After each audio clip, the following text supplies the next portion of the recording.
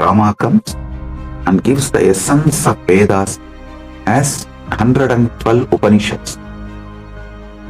Then Krishna comes, reveals the essence of the Upanishads as Bhagavad Gita.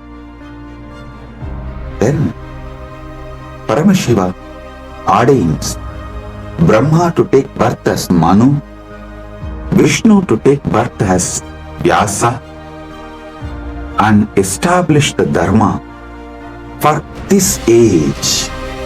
Then Brahma comes as Manu, gives Manuvadi Dharma Shastra, the Manusmriti. Vishnu comes as Vyasa, gives an amazing book of books called Brahma Sutra.